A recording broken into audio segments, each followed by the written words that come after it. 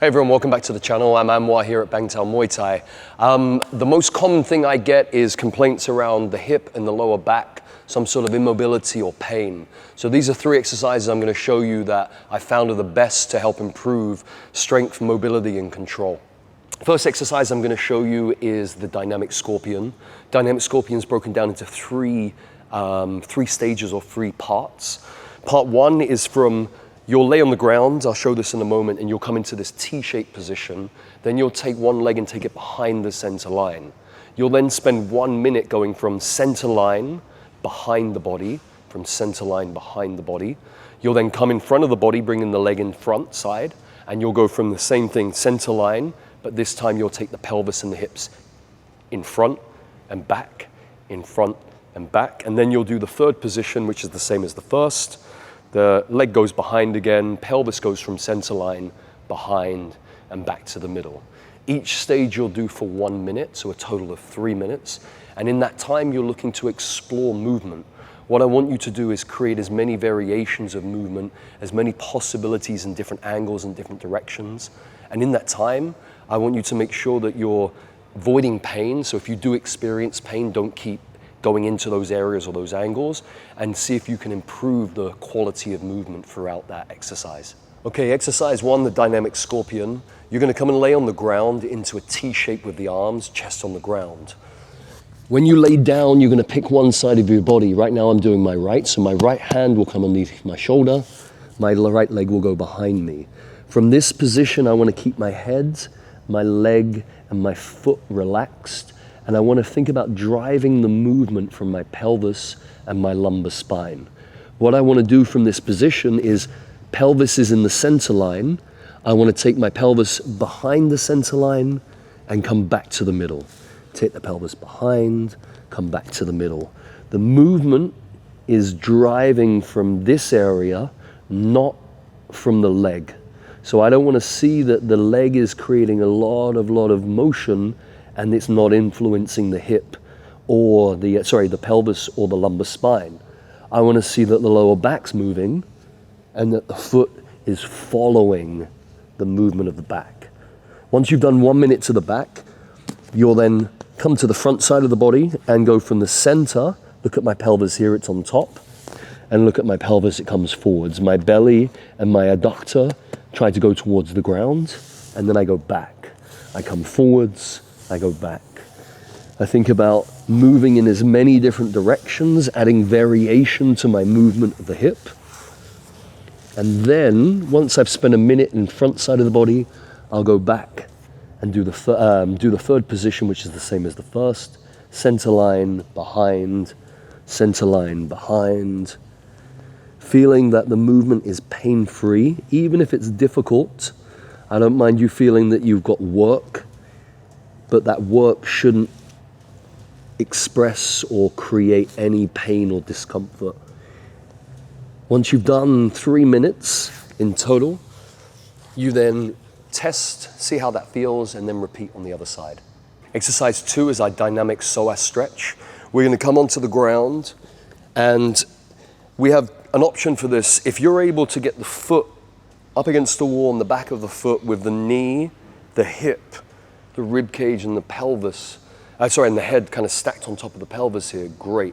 But if you find that it's too much of a stretch in the hip and you're misaligned here, I would advise you to take the foot down to the ground and start at this position until you create more movement in the hip. So from our stacked position, what I'm looking to do for the first 90 seconds is separate movement from my hip and lower body than from my spine here. So what I'm going to do is try to create motion in the form of a circle in my pelvis.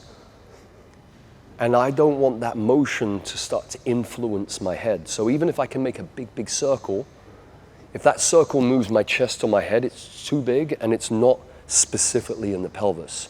I want to be in a place where I am moving my hip and the rest of my upper body is quiet. I can move my hip in a circle one way. I can change that circle direction. I can turn that into a figure of 8, clockwise, anti-clockwise, east to west. I can go north to south, whatever is happening at the hip, shouldn't be influencing the upper body. And once we've spent 90 seconds moving the pelvis, we'll then spend 90 seconds moving the spine with a quiet pelvis. I can come into flexion, I can go into extension, I can laterally flex, and I can rotate in both directions. As I move from here, and notice like when I go into lateral flexion, I'm very close to the ground and my hip is not moving. I can definitely bump my hip out the way and touch the ground. Same on the other side. I get to about here. If I move my pelvis, I make contact, but that's not the point. The point is to create as much motion through the spine without moving or influencing that lower part of the body. Once you've done 90 seconds in the spine, then you'll come up, you'll test the hips, and you'll do the same thing on the other side. Okay, exercise 3 is a progression from exercise 2. So our last exercise, we were down on our knee. This time we're gonna replicate that, but we're gonna try and stand. You can still see that this is my downward pointing knee. I'm aiming to have my knee, my hips, my shoulders, and my head and rib cage stacked. From this position, I still wanna have the ability to create motion in the hip and motion in the spine, and I wanna be able to separate those movements. And that's what we're gonna try and do here now. So our first minute will be in the pelvis again. If you look where I am, my knees, my hips are in a line here. I am not in a position where this knee is further forwards and the pelvis is back, or the knee is past that line and I'm creating an arch in my lower back. I wanna feel that I'm stacked on top of myself. Even if this foot's behind me, I want to still feel like I'm standing on my feet. And then from this position, I want to go forwards, back, side, side. If I can go in those 4 directions without moving my head, I should be able to make a circle. If I can go in a circle in both directions, I can turn that into a figure of 8.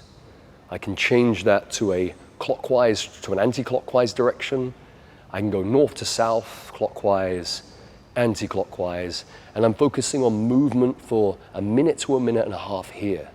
After that, we'll then shift again and we'll start to move the upper body, the spine and the rib cage, and this is harder, a lot harder.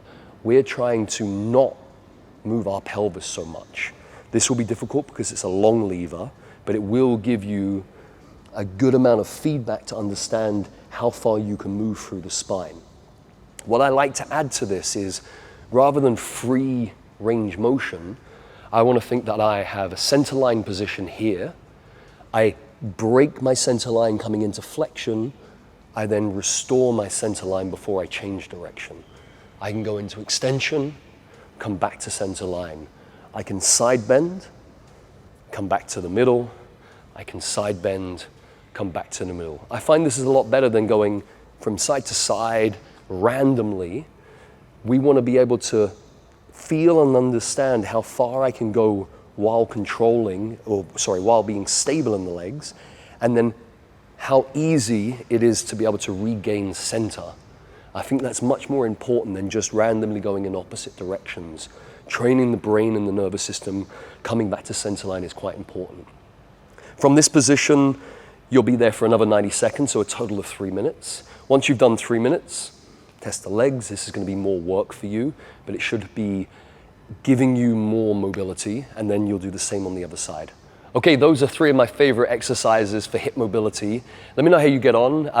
I have a school program. You can follow me on the House of Strength. I have a YouTube channel that should be collaborated here. If you want to see more exercises, let me know. Let me know where you have injuries or pain and things and content that you want to see. Thanks so much.